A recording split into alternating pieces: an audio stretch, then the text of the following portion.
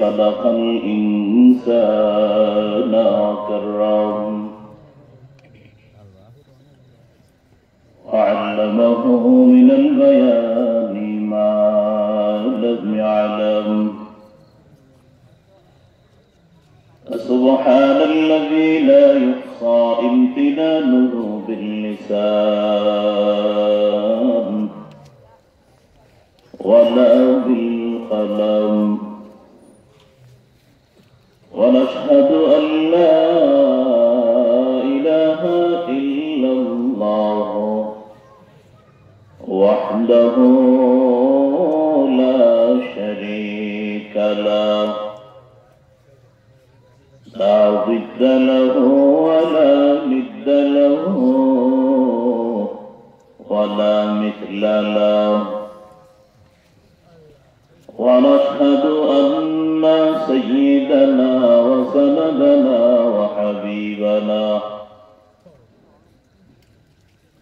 وحبيب ربنا وطبيبنا وطبيب قلوبنا ومولانا محمدا عبده ورسوله أرسله بالحق بشيرا ونذيرا وداعيا إلى الله بإذنه وسراجا منيرا اللهم صل على محمد وعلى آل محمد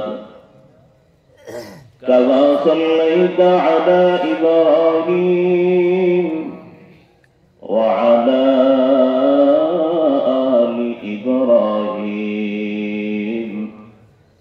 إنك حميد مجيد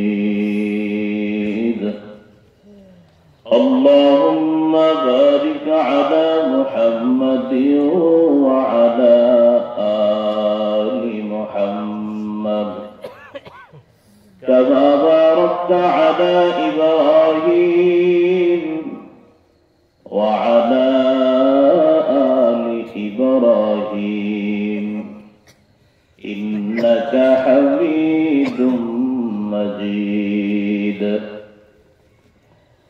سبحانك لا علم لنا إلا ما علمتنا إنك أنت العليم الحكيم رب يسر ولا تعسر وتمم علينا بالخير وبعد فأعوذ بالله من الشيطان الرجيم بسم الله الرحمن الرحيم قل إن الموت الذي تفرون منه فإنه ملاقيكم ثم تردون إلى عالم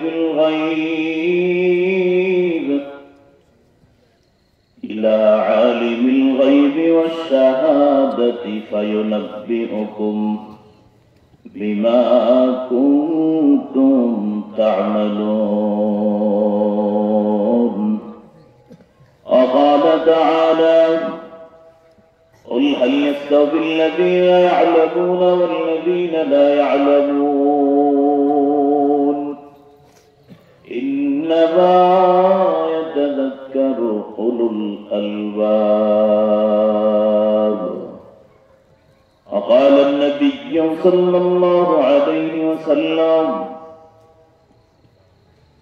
من تواضع لله رفعه الله وقال النبي صلى الله عليه وسلم من كان آخر كلامه لا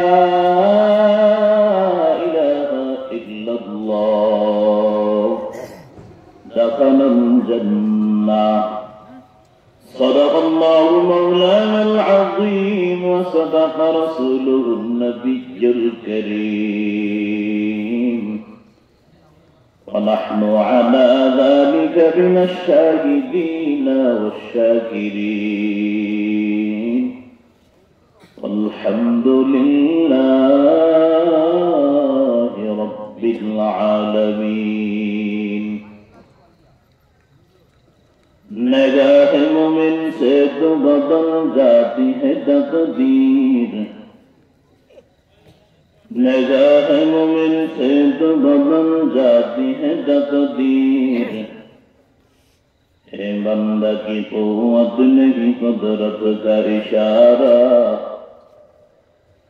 اے بندہ کی قوت نہیں قدرت کا اشارہ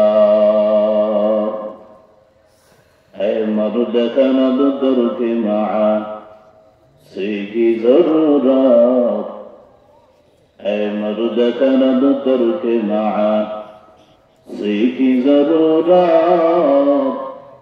اب صحبت صالح کی سوا کوئی نہیں جا رہا اب صحبت صالح کی سوا کوئی نہیں جا رہا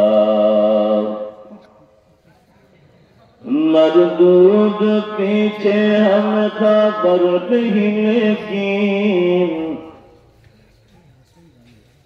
مردود پیچھے ہم خبر نہیں لیکن ایک وقت میں حالات جو آمان سارا لا الہ الا اللہ شبائے محبت لا إله لا إله إلا الله لا إله لا إله لا إله إلا الله لا إله کرو حاضر کا پائے کرو پائر کا زبان شدھ بلا ہے مومن اللہ تعالی ذاتی نام لا الہ لا الہ لا إله إلا الله محمد رسول الله صلى الله الحمد لله মনোহরপুর শাহে জামি মসজিদের উদ্যোগে আয়োজিত বার্ষিক ওয়াজ ও দোয়ার মাহফিল 21 ফেব্রুয়ারি 2025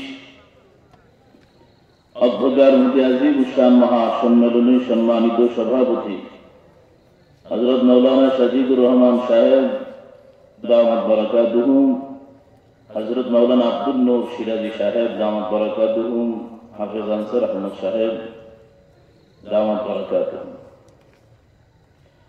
প্রধান অতিথি বিশেষ অতিথিবৃন্দ মুআজ্জাজ মুকাররম জাতির মাতার মুকুট শ্রেষ্ঠ সন্তান আস্থার প্রতীক হযরত উলামায়ে কেরাম বিভিন্ন অঞ্চল থেকে আগত আল্লাহ পাকের প্রিয় বান্দারা পর্দার আড়ালে অবস্থানরত শ্রদ্ধা সম্মানিত মা ও বোনেরা আল্লাহ পাকের দরবারে অসংখ্য অগণিত শুকর যে আল্লাহ পাক রব্বুল আলামিন আমাদের সকলকে সমস্ত কাজ থেকে ফারিগ করে দ্বীনের নিসবতে আল্লাহ ওয়ালাদের সুহবতে মুবারক মজলিসে বসার জন্য কবুল ও মঞ্জুর করেছেন। কিছু কথা আমাদের সকলকে মুযাকারা করার মতো আল্লাহ পাক তৌফিক দান করেছেন। শুকর আদায় এর লক্ষ্যে উচ্চ কণ্ঠে দিল ভাঙ্গা আওয়াজে আমরা জবান ছেড়ে কালেমাতুশ শুকর উচ্চারণ করি আলহামদুলিল্লাহ।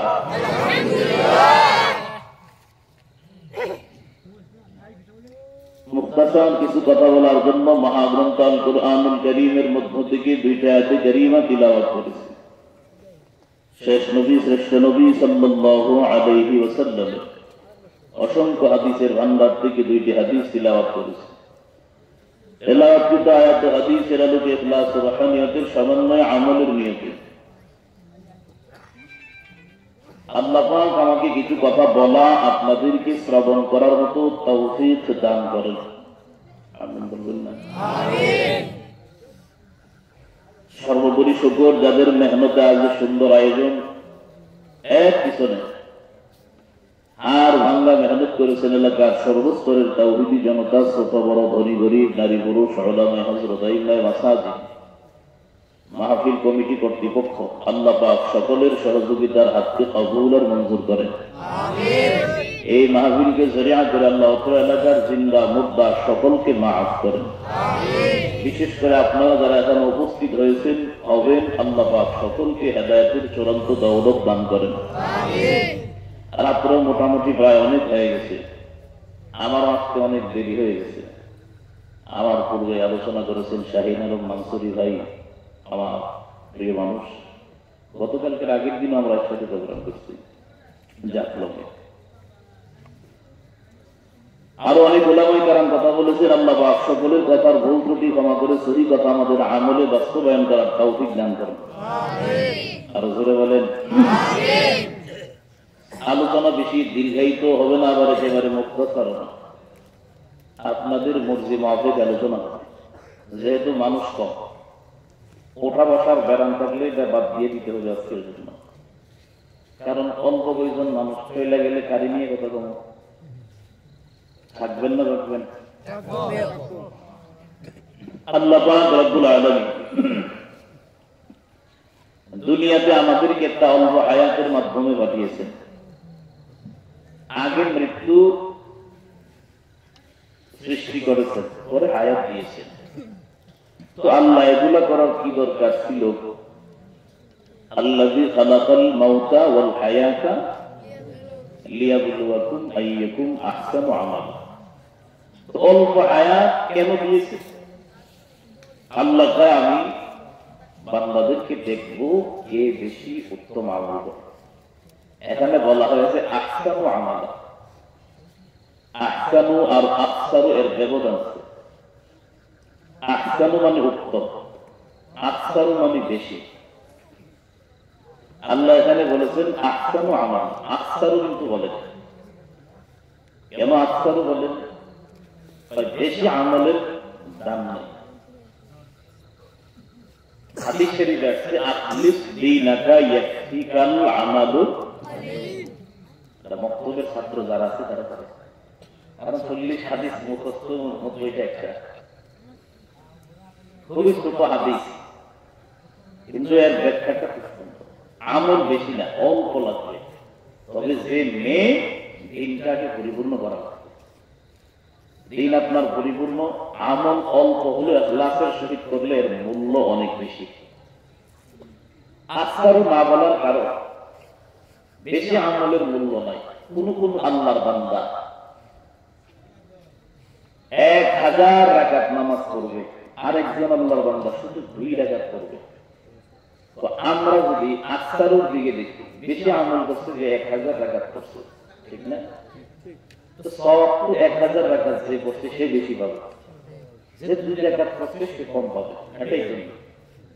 কিন্তু ফলাফলের বেলায় দেখা যাবে 2 রাকাত ওয়ালা 1000 রাকাতের চেয়ে বেশি সওয়াব পাচ্ছে। কেন? 1000 রাকাত যদি ইখলাস ওয়ালা আমলে হবে, দেখা যাবে 1000 রাকাত যিনি করেছেন ওনার নামাজে ইখলাস নাই, 2 রাকাত যিনি করেছেন ওনার ইখলাস পরিপূর্ণ। এজন্য 2 রাকাত ওয়ালা সওয়াব কম পাবে না বেশি পাবে? এই জন্য আমরা আমল করব বেশি নাকি উত্তম? ভালো আমল না বেশি আমল না উত্তম আমল? উত্তম আমল। আমল কম হোক, আমলটা হতে হবে উত্তম। নামাজ কম করেন বলতে 5 ওয়াক্ত থেকে 4 ওয়াক্ত করেন, মানে নফল যেগুলো করতেন ওইগুলো 10 রাকাতের জায়গায় 2 রাকাত পড়েন, আপত্তি নেই। সংখ্যা বেশি কম এগুলো আপত্তি নেই, বাট 2 রাকাত মনের মতো করবে। আমরা তো আমলে মন বসবে দূরের কথা, নামাজে দাঁড়াইলে 10 রাকাত নামাজ আমাদের লাগে 4 মিনিট, ঠিক না? রুকুতে কোন দিক দিয়ে মারে আল্লাহ জানে, রুকু দিয়ে ওইটা সোজা দাঁড়াইতে পারে না, আবার সোজা। সালামের সময় আসসালামু আলাইকুম ওয়া রাহমাতুল্লাহ, আমরা ডান দিকে সালাম দিই, নিয়ম কাট দেখা একদিকে না, আমাদের সালাম থাকে তো একেবারে কাতারে শেষ হবে। এরপরে নিয়ত বাবার পরে নিচে তো নজর থাকে না, নজর থাকে সামনে কয়টা ঘড়ি আছে, কয়টা দেওয়াল আছে, সব নামাজ থেকে হেরবান আছে। এমন নামাজের দরকার আছে? নামাজ পড়বেন যেটা আল্লাহ আপনার বিধান খরচ করেছে ওইটা পালন করতে পারছে। হাদিস শরীফ আসছে কোন কোন নামাজি 10 ভাগের 1 ভাগ সওয়াব পাবে, কেউ 2 ভাগ, কেউ অর্ধেক, কেউ পুরোটা পাবে। আর কারো কারো নামাজের পরে ফেরেশতারা নামাজ পড়ে পুতলা বানায় এর ঢিল মেরে দিয়ে দেবে। এবার বুঝেন কি নামাজ আমরা পড়ি, এই নামাজ আমাদেরকে জাহান্নামের দিকে নিয়ে যায়। এমন আমলের দরকার নাই। বেশি আমল না উত্তম আমল? সবাই বলো বেশি আমল না উত্তম আমল। উত্তম আমলের দাম আল্লাহর কাছে অনেক পরিমাণে বেশি। ছাত্র ভাইয়েরা এখানে অনেক আছেন, আপনার তাহাজ্জুদ নামাজ বেশি রাখবেন না, 2 রাকাত শুধু করবেন। অনেকে তাহাজ্জুদের অভ্যাস আছে পড়ে, 2 রাকাত শুধু করবেন, মন মতো করে দিবেন।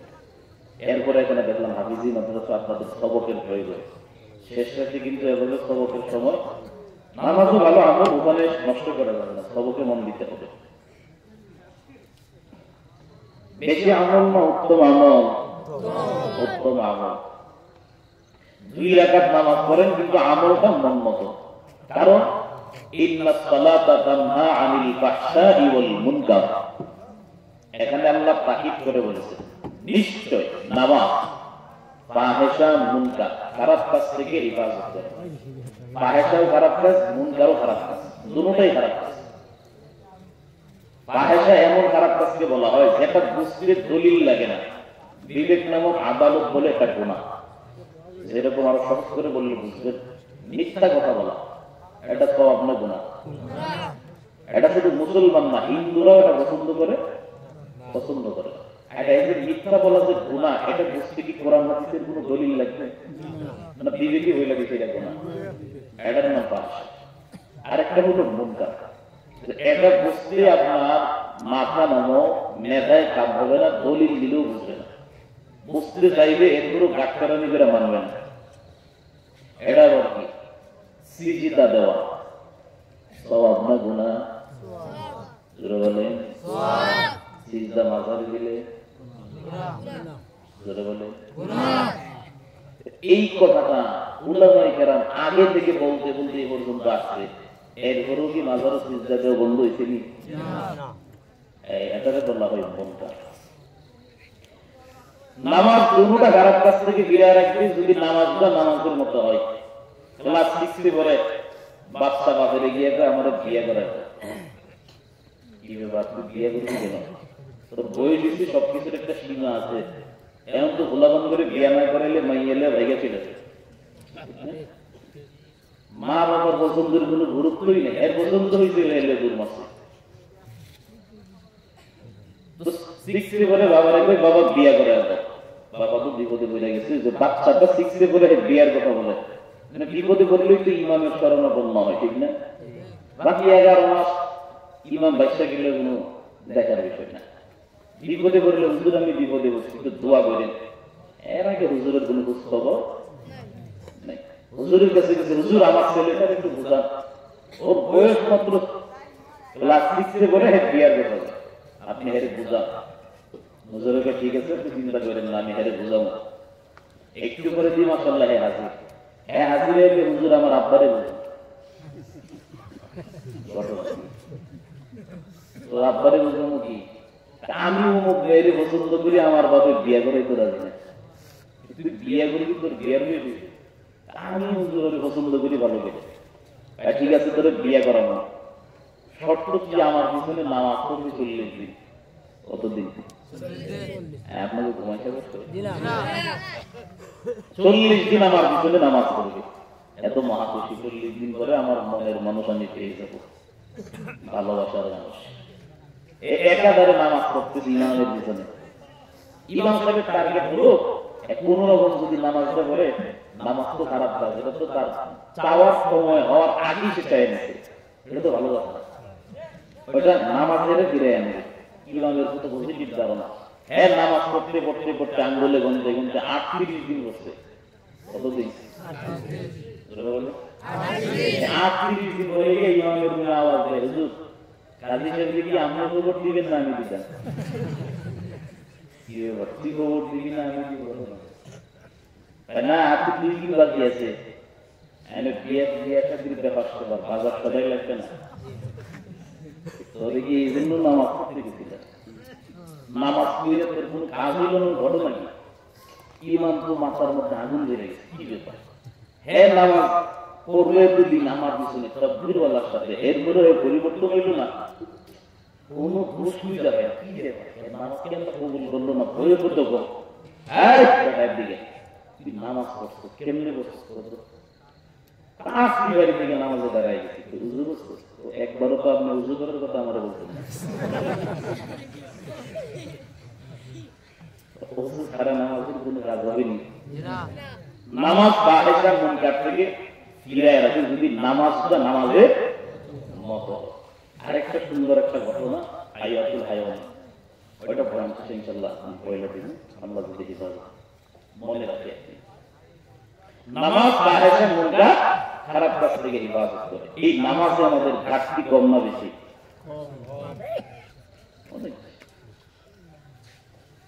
ওই যে আহসানু আর আফসার থেকে কথাগুলো আসছে, বেশি আমল না উত্তম আমল? উত্তম আমল। আল্লাহ আমাদের সকলকে উত্তম আমল করার তৌফিক দান করুন, আমিন। আরো জোরে বলেন আমিন। আমরা যেহেতু চলে যাব, আল্লাহ পাক বলেছেন قل إن الموت الذي تفرون منه فإنه ملاقيكم ثم تردون إلى عالم الغيب والشهادة فينبئكم بما كنتم تعملون। আমরা কত বড় বোকা, আমরা জাহান্নাম থেকে না বেঁচে মৃত্যু থেকে পলায়ন করি। যতই পলায়ন করি কোন কাজ হবে না। কুল্লু নাফসিন যায়িকাতুল মাউত ইযা জাআ আজালুহুম লা ইস্তাখিরুনা সাআতাও ওয়া লা ইস্তাকদিমুন। আগেও না পরেও না, সময় মতো মরণ আপনার কাছে হাজির হয়েছে। এই জন্য জীবনটারে এমন সুন্দর বানাও। কবি বলেন, এমন জীবন করো গঠন, মরিলে হাসিবে তুমি, কাঁদিবে ভুবন। এমন জীবন করিও না গঠন, মরিলে কাঁদিবে তুমি, হাসিবে ভুবন। জীবনটার এমন সুন্দর বানাও, সেই মরণটা হওয়ার পরে মানুষ তোমার জন্য মন ভরে দোয়া করে, আর বলে অমুক এলাকার অমুকের সন্তান নাই, বড় ভালো মানুষ ছিল, আল্লাহ আপনি যেহেতু ওরে নিয়ে গেছেন, ওর কবরটারে আপনি জান্নাতের বাগান বানায় দেন। কত মানুষ মরার পরে এলাকার মানুষ তার জন্য মন থেকে দোয়া করে, আছে না? এমন জীবন করিও না গঠন, মরিলে কাঁদিবে তুমি, হাসিবে ভুবন। এমন জীবনের দরকার নাই যে জীবনটা যাওয়ার পরে এলাকার মানুষ ইন্নালিল্লাহর পরিবর্তে আলহামদুলিল্লাহ বলে। কত জালিমের মরণের পর এলাকার মানুষ ইন্নালিল্লাহ বলে না, আলহামদুলিল্লাহ পর্যন্ত বলে, আছে না নাই? এবার মনটার বুঝাও, কি পরিমাণে খারাপ কাজ করলে মানুষ আমার এত পরিমাণে বদদোয়া দেয়। কার মরণটা ভালো খারাপ নবী কয় আলা মুসরিফ 15টা বাউ বুঝলা মরণটা ভালো, আল্লাহ তারে জান্নাত দিয়ে দিবে। ভালো মৃত্যুর আলামত কয়টা?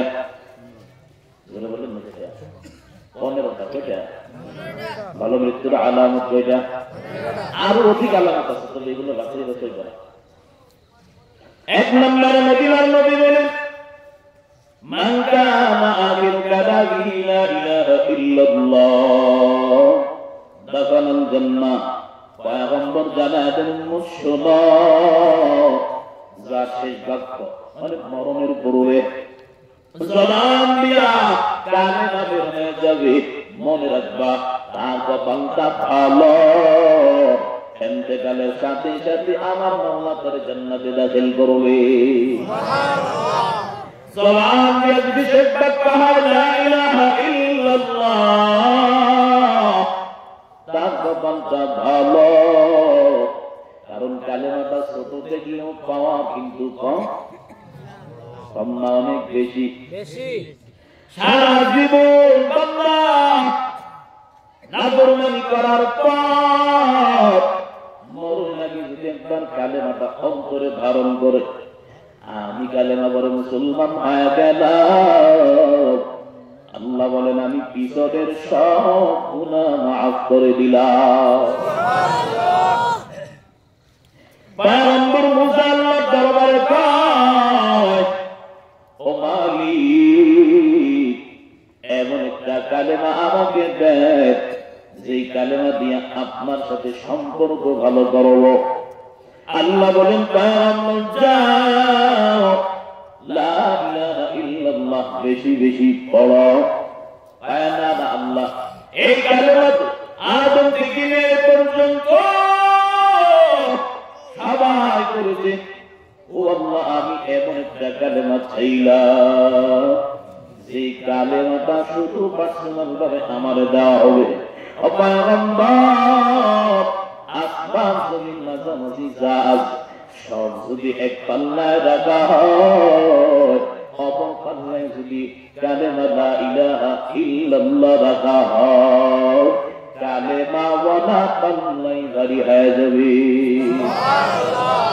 দিনিয়াল ইসলাম দীনু মাওলাহু আরজু কুরআনান আফওয়ান ইনদাহু ওয়াকাতা নবিয়্যুন ওয়া সাহবুহু উজুহুল হিদায়াহ ফি জামাহু। ভালো মৃত্যু এক নম্বর আলামত, মরণের সময় জবানে কি জারি হবে? কালেমা জারি হবে। দুই নম্বরে মদিনার নবী বলেন, মাউতুল মুমিনি বিআরাকিল জাবির, কোন বান্দার মরণের সময় যদি দেখেন বলা কপালটা ঘেমে গেছে, বুঝবা তার মরণটা ভালো, আল্লাহ তাদের জান্নাতি বানায় দিবে। এখন কারো কপাল না ঘামলে হেরে জাহান্নামী বানায় দিবে, ওটা একটা আলাদা। তিন নম্বরে মদিনার নবী জানায়, জুমার রাত অথবা দিন কোন বান্দা যদি মারা যায়, ইন্তেকাল করে, বুঝবা তার মরণটা ভালো, আল্লাহ তারও শাহাদাতের মর্যাদা দিতে পারে। চার নম্বরে নবী কয়, আমার রাস্তায় যারা আল্লাহর দ্বীনের জন্য যারা শহীদ হয় তাদেরকে আল্লাহ জান্নাতে দিয়ে দিবে। চার নম্বর ভালো মৃত্যুর আলামত, আল্লাহর দ্বীনের জন্য শহীদ হবে। এবার নবী সাহাবায়ে কেরামদেরকে ডাকলেন, ও সাহাবায়ে কেরাম, আপনারা শহীদ কাকে বলেন? সাহাবায়ে কেরাম বলেন, পয়গম্বর, যারা আল্লাহর রাস্তায় নিহত হয় তাদেরকে আমরা শহীদ বলি। পয়গম্বর বলেন, ও সাহাবায়ে কেরাম, এবারে যদি শহীদের সংখ্যা গণনা করা হয়, আমার উম্মতের মধ্যে শাহাদাতের সংখ্যা, শহীদদের সংখ্যা কম হয়ে যাবে।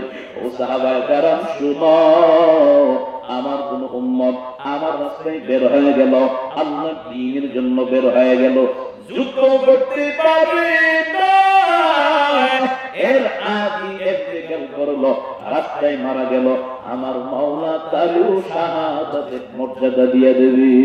সুবহানাল্লাহ। আরেকটু আছে, সুবহানাল্লাহ। ঘুম আসতেছে তোকে? পাঁচ নম্বরে নবী কয়, আমার কোন উম্মত একটা দেওয়ালের নিচে দাঁড়াইলো, গাছের নিচে দাঁড়াইলো, ডাক করলো, তাল করলো, বা দেওয়াল ভেঙে পড়ে মারা গেছে, নবী কয় তারও আল্লাহ শাহাদাতের মর্যাদা দিয়েছে। সুবহানাল্লাহ।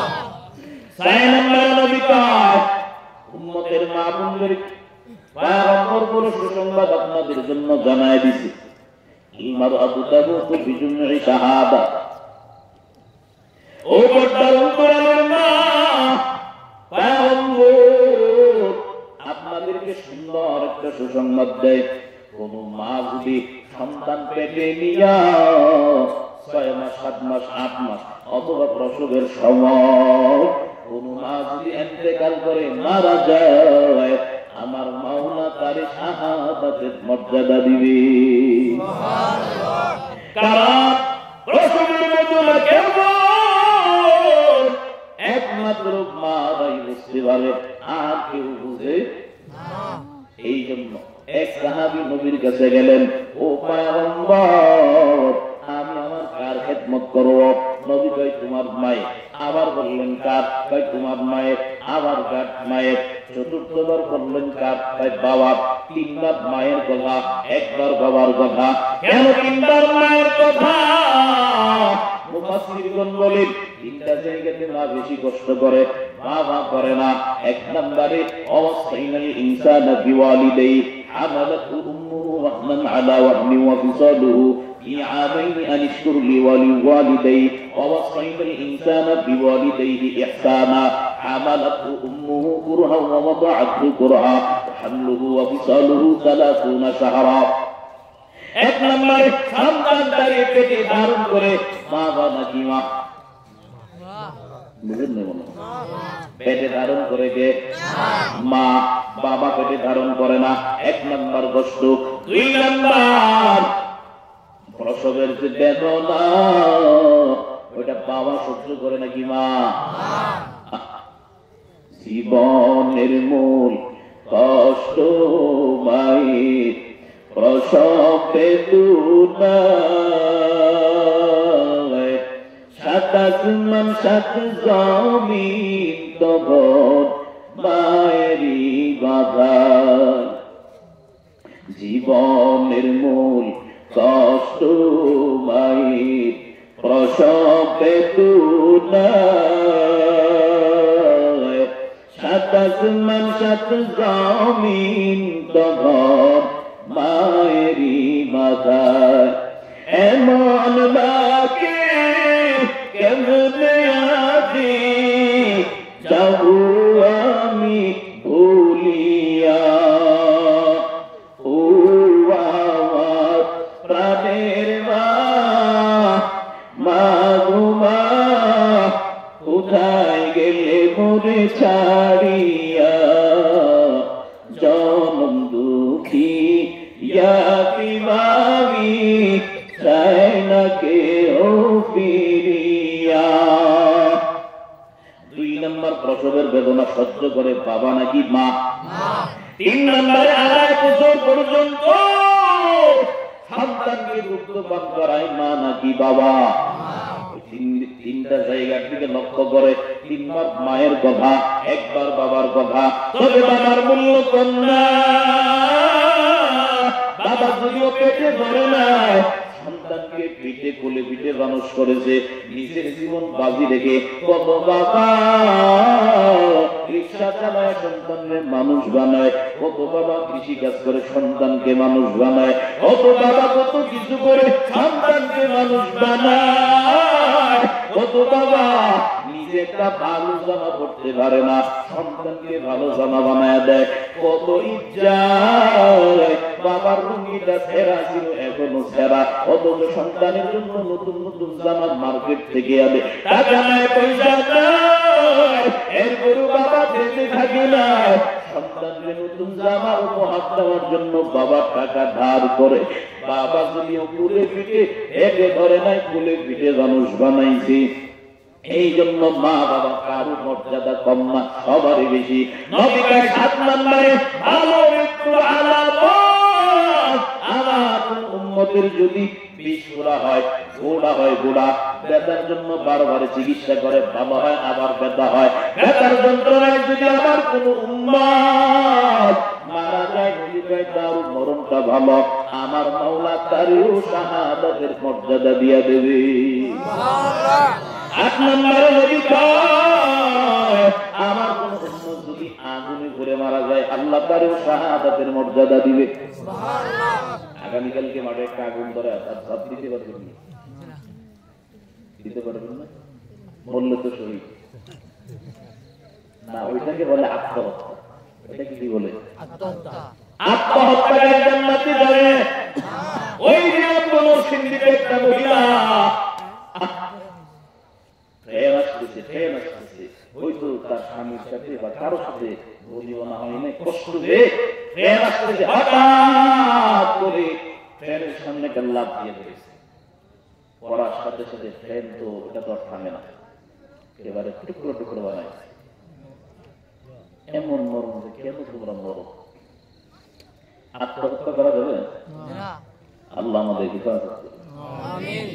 9 নম্বর নবী কয় মান কানা দুনা মালিহি ওয়া শাহীদুন, আমার কোন উম্মত যদি নিজের মান রক্ষা করতে গিয়া অন্যের প্রতি আঘাতে মারা যায়, তার মরণটা ভালো, আল্লাহ তার শহীদি মর্যাদা দিবে।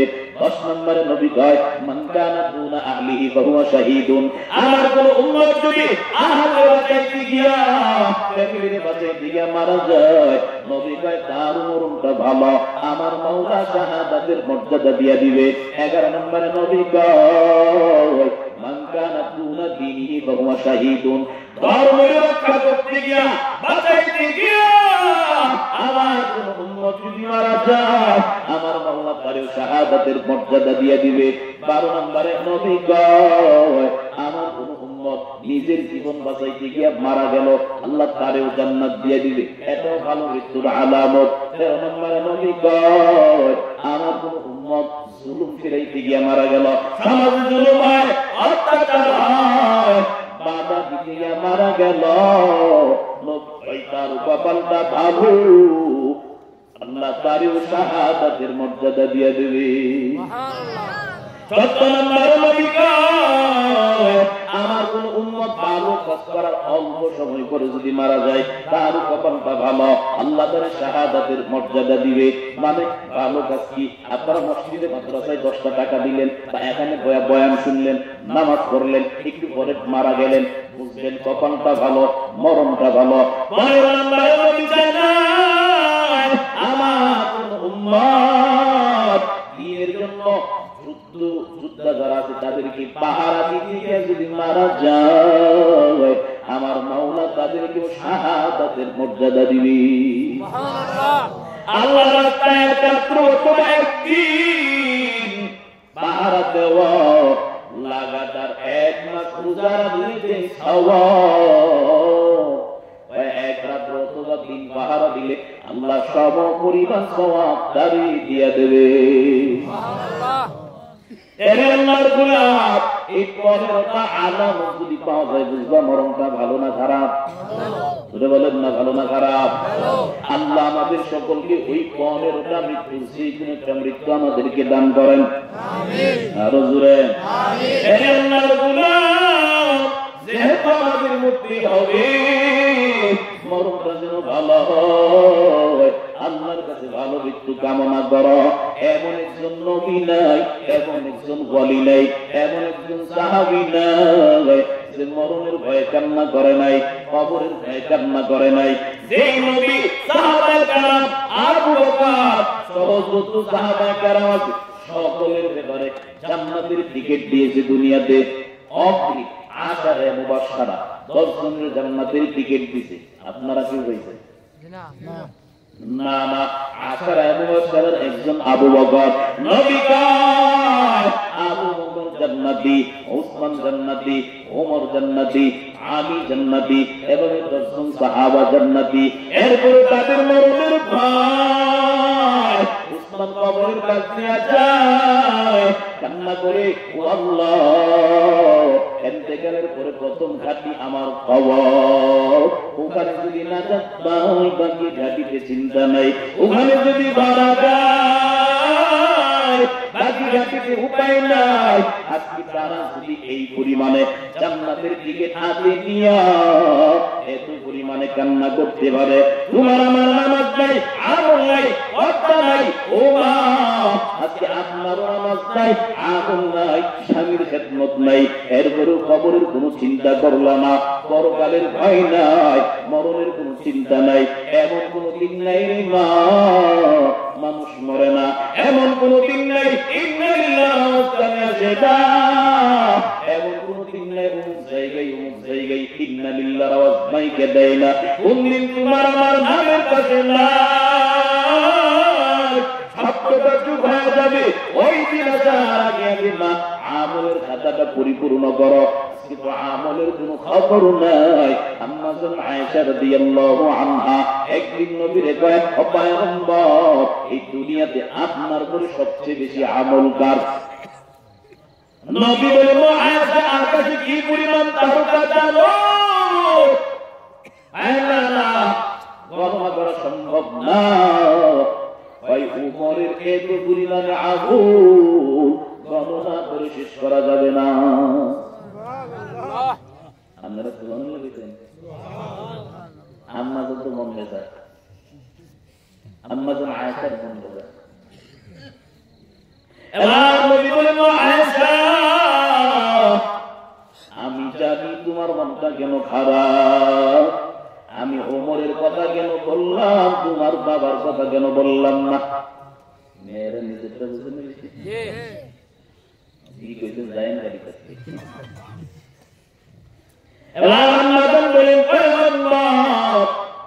আপনি ঠিকই ধরতে পারছেন, আমার বাবার কথা বলেন। এবার নবী কয়, আয়েশা শুনো, উমরের আমল তো বললাম তারকার থেকে বেশি। আবু বকরের গোটা জিন্দেগীর আমল না। আবু বকর 2টা দিন আমার সাথে যে মেহনত করেছেন, বিশেষ 2টা দিন, ওই 2 দিনের আমল যদি এক পাল্লায় দেওয়া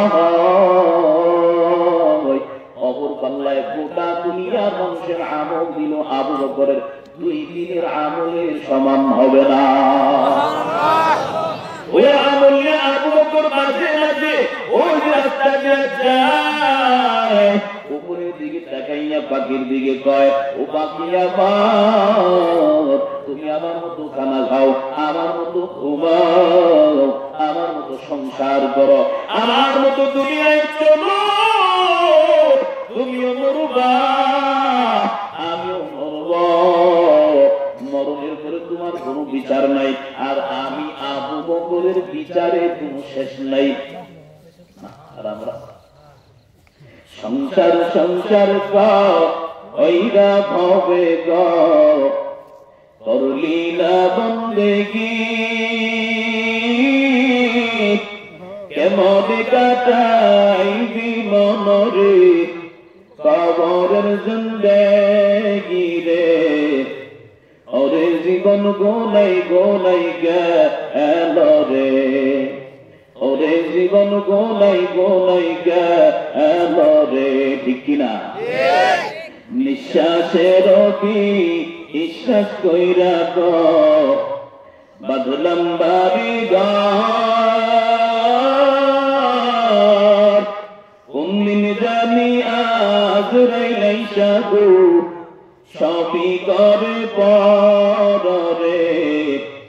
ওরে জীবন গোলাই গোলাই গেল রে, ওরে জীবন গোলাই গোলাই গেল রে। ছেলে মেয়ের মায় কইরা গো ডাকলি না মাওলা রে, কি জানি কি উপায় হবে গো অন্ধকার কবর রে।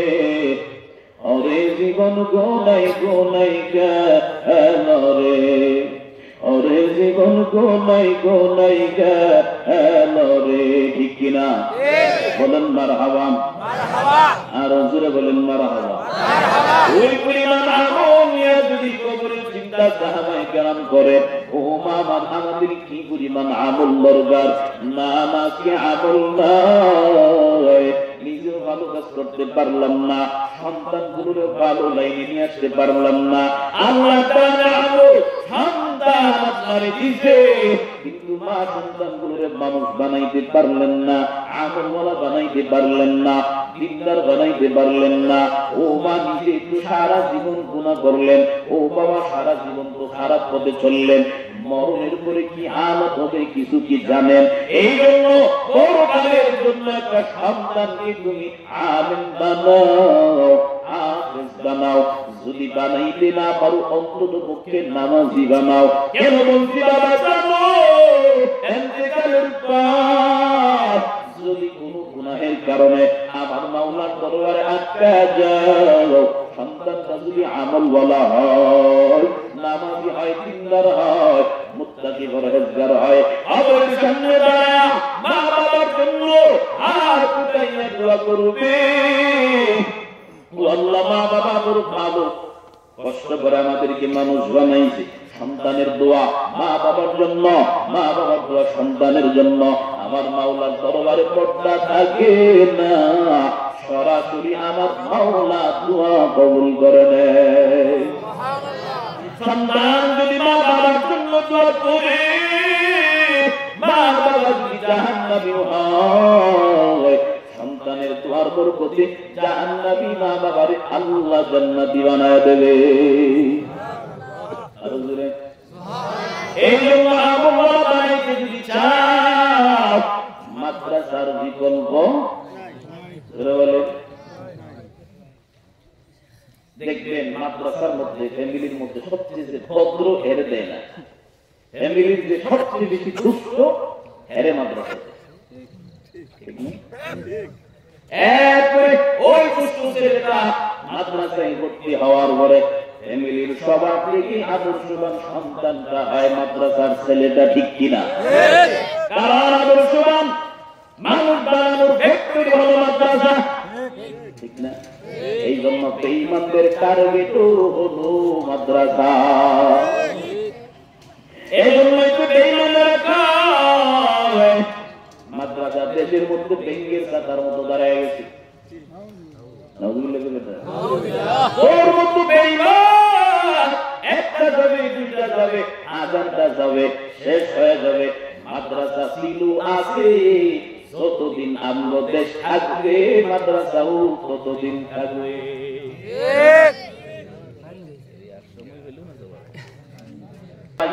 শুধরায় নাও, ঈমান ও আমল মজবুত করে নাও, আল্লাহর কাছে তওবা করে নাও, চোখের পানি ফলাইয়া কান্নাকাটি করো।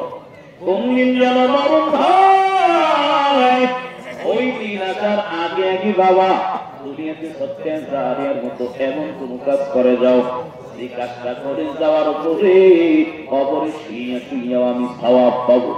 এই জন্য প্রথম একটা সন্তানের নেক বানাইয়া যাও।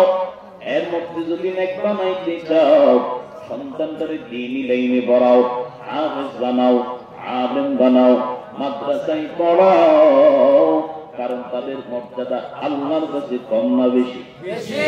বেশি। কেন? একটাই কারণ, আমার মাওলার দামি কিতাব, মর্যাদা সম্পূর্ণ কিতাব তারা পড়ে। এই জন্য এই কিতাবের সাথে তাদের সম্পর্ক ভালো, তাদের মর্যাদাও কে বাড়ায় দেয়? কেউ যদি আমার মালিকের কিতাবের একটা অক্ষর তিলাওয়াত করে, আমার মাওলা এত পরিমাণে নেক দেয়, প্রতিটা আরবের বিনিময় নবী কয় এমন একটা নেক দেওয়া হয়, সেই নেকিটা 10টা নেকির সমান। এই কিতাবের জন্য যারা শিখতে গিয়ে আলোচনা হয়ে গেল, প্রতিমধ্যে যদি না শিখেও মারা যায়, এন্তেকাল করে, আমার মাওলা তাদেরকেও শাহাদাতের মর্যাদা দিয়া দিবি। কেউ যখন আত্মাকে শিখার জন্য রওনা, কোরআন শিখার জন্য রওনা, আমার মাওলা নূরের তৈরি ফেরেশতারা তাদের পায়ের নিচে নূরের সব বিছানা বিছায়া দেয়। আরো জোরে আমার নেতা হাইতে গেলে বিছায় দেয়নি, আমার নেত্রীর ভাইয়ের নিচে না রে বাবা না। একটা তালিবুল ইলম কোরআন শিখনেওয়ালা বান্দারে তো পরিমাণে ফজিলত, বাদশা নিজামুল মুলক মাদ্রাসা যখন আইরাতের জমিনে বানায়, এই মাদ্রাসায় ইমাম গাজ্জালী রাহমাতুল্লাহ আলাইহি পড়াশোনা করেন। প্রতিদিন ক্লাসের জন্য বাড়ি থেকে যায়, ক্লাসের সময় 10টা থেকে নিয়ে বিকাল পর্যন্ত নিয়মিত ক্লাসে যায়। একদিন ইমাম গাজ্জালী ক্লাসে যাওয়ার জন্য রেডি, বাড়ি থেকে বের হইয়া 8টায় চলে গেলেন। যাইতে যাইতে মাদ্রাসায় গিয়ে দেখি আধা ঘন্টা দেরি হয়ে গেছে। উস্তাদ বলেন, গাজ্জালী কেন দেরি করেছো? ও সাহেব আমার দেরি প্রথম দিনের মতো হয়ে গেল, ক্ষমা করে দেন, কথা দিলাম আমি আর কোনোদিন দেরি করব না। ভাই ঠিক আছে যাও, প্রথম দিন দেরি করেছো ক্ষমা করে দিলাম। এবার দ্বিতীয় দিন আগে আগে রওনা, সময় মতো ক্লাসে যাবে, কিন্তু দ্বিতীয় দিনও কপাল খারাপ, যাইতে যাইতে 1 ঘন্টা দেরি। উস্তাদের মেজাজ ঠিক আছে না খারাপ? এবার বলেন গাজালি প্রথম দিন ক্ষমা করলাম, আজকেও দেরি করেছো। না না ক্ষমা নয়, প্রথম দিন ক্ষমা করলাম, আজকে আগে আসার কথা না, আজকেও দেরি করেছে। হুজুর প্রথম দিন ক্ষমা করেছেন, আজকেও করেছেন, কথা দিলাম আগামীকাল থেকে আর আমি 1 মিনিটও দেরি করবো না। ঠিক আছে যাও, দ্বিতীয় দিন ক্ষমা করলাম, আগামীকাল থেকে আর কোনো ক্ষমা চলবে না। ঠিক আছে এবার আমি বাড়িতে যাই। দ্বিতীয় দিন ক্লাসের জন্য আগে আগে রওনা, কপাল আজকে বড় খারাপ, ক্লাসে যাইতে যাইতে গিয়া দেখি 2 ঘন্টা দেরি। উস্তাদ আপনার ক্লাসে ঢুকবার পারমিশন নাই, বাইরে দাঁড়ায় দাঁড়ায় সবক করো। এবার কিতাব নিয়ে বাইরে দাঁড়ায়, কিতাব নিয়ে সবক করে চুলের পানি ফালায় ফেলায় কিতাব ভিজাই। ক্লাস বাইরে শেষ করে উস্তাদ রুমে চলে গেলেন। এবার যাওয়ার পরে উস্তাদের রুমে আওয়াজ, ও সাহেব আমার অনুমতি যদি দেন একটু প্রবেশ করতে চাই। ঠিক আছে কর। তুমি কেন দেরি করেছো? তুমি তো দেরি করার ছাত্র না, কেন দেরি করলা? চুলের বাড়ি কান্না করেন, ও সাহেব আমার আমি প্রতিদিন সময় মতো রওনা, কিন্তু কপাল আমার খারাপ, আমি প্রতিদিন সময় মতো বের হয়, কিন্তু শুনবেন নি কাহিনী কি, আমি যখন ঘর থেকে বের হইয়া মাটিতে জমিনে পা রাখতে চাই, এমন সময় দেখি আমার পায়ের নিচে কে যেন অটোমেটিক কি বিছানার মতো বিছায়া দেয়। উস্তাদ বলেন গাজালি কি বিছাইতে দেখছো? কি বিছাইতে দেখছো? ওই দেখেছি, অনুভব করতে পারি কিন্তু ভাষা দিয়ে বুঝাইতে পারবো না। এবার উস্তাদের হাদিস মনে পড়ে গেল,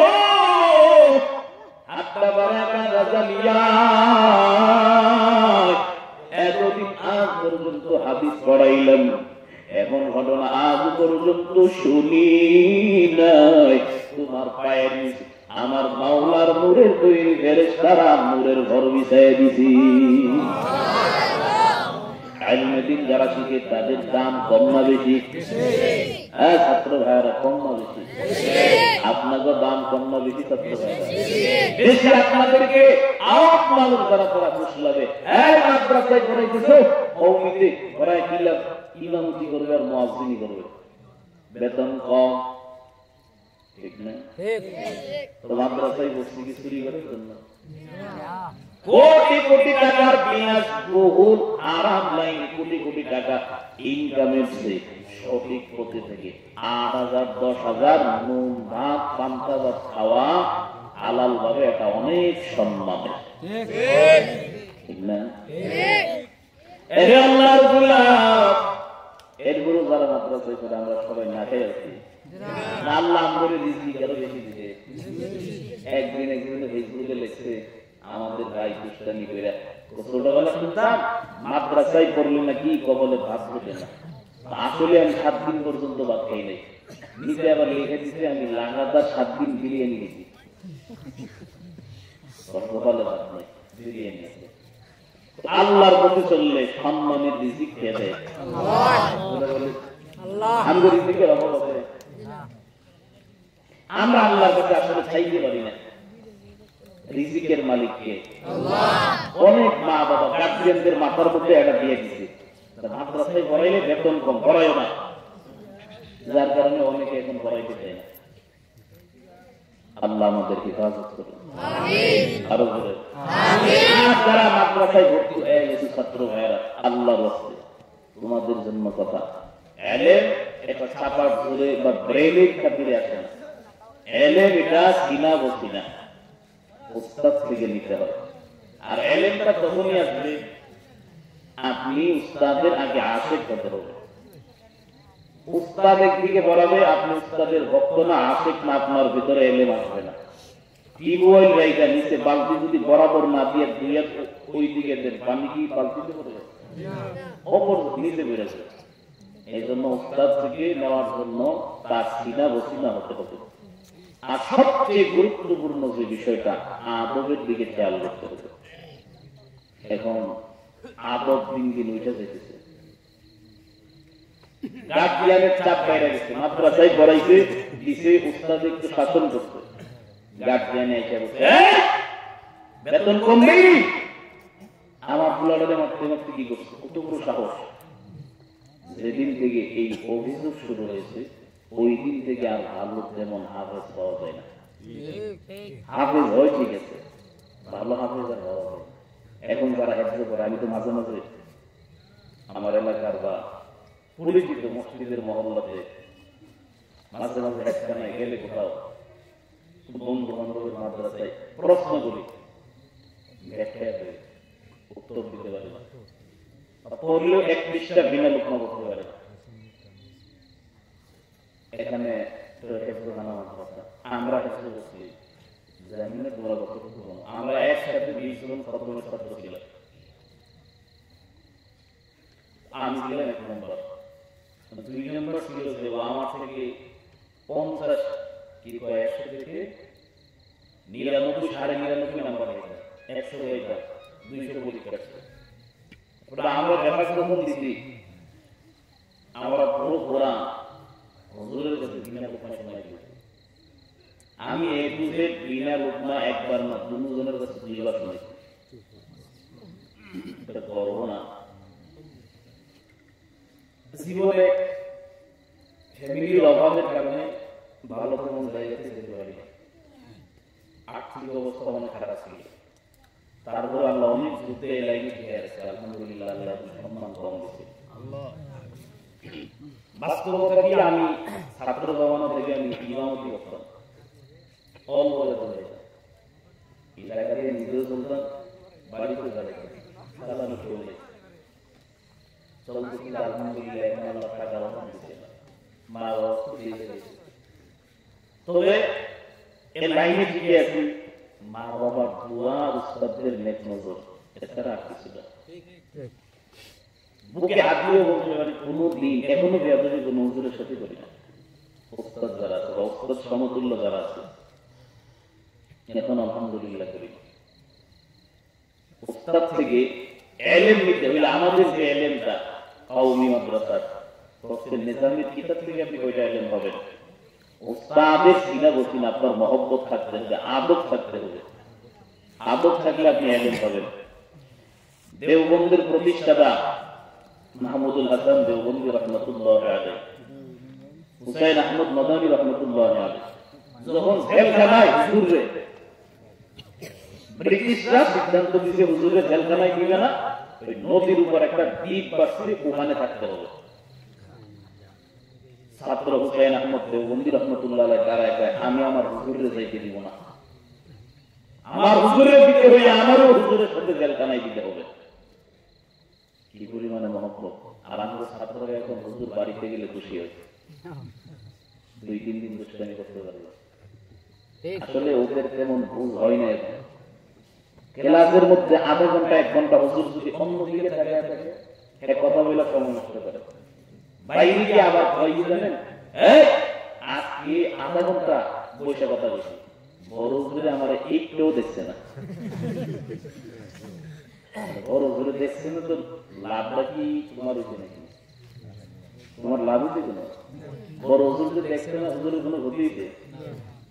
তোমার ক্ষতি হইছে। এটা ক্ষতিতে হইছে সেটা বুঝতেছ না, এটা পরে বুঝবা। এই জন্য যে ছাত্র ভাইয়েরা তোমরা আছো, ভালোভাবে পড়বা, এমন ভাবে পড়বা আগে প্রত্যেকে বিনা লোকমা কোরআন পড়াটা শোনাইবার চেষ্টা করবা। এরপরে এখন ছাত্ররা 1 পৃষ্ঠা 2 পৃষ্ঠা করে সবক দিতে পারে না। দোয়া করি আল্লাহ আপনাদের জ্ঞান জাকাত বাড়ায় দেন, প্রতিটা ছাত্রকে আল্লাহ বড় বড় হাফেজ আলেম বানায় দেন, তাকরিমের মতো বানায় দেন, আবু রায়হানের মতো বানায় দেন। আরো আমার বাংলাদেশে যারা সুনাম হয়ে আছে তাদের মতো আল্লাহ এখানেও হাফেজ তৈরি করে দেন। এখানে হাফেজ কি এরকম হতে পারে না? চেষ্টা করলে পারে। এই জন্য সবাই চেষ্টা করবেন বড় মানের কিছু হওয়া। স্বপ্ন ছোট দেখবেন না, সব সময় বড় স্বপ্ন দেখবেন। দেখবেন আল্লাহ কোনো না কোনো একদিন আপনারা সফল করে দেবে। এই জন্য ভাইয়েরা আমার, রাত্র অনেক হয়েছে, যতটুকু কথা হয়েছে আল্লাহ পাক আমাদেরকে পূজা আমল করার তৌফিক দান করেন। শেষ পর্যায়ে মোনাজাত হয়ে যাবে মুক্তাসার হবে, আপনাদের কাছে জোর জবরদস্তি না, আবারও কাছে নিয়ে যাবেন, মোনাজাত হবে। বাকি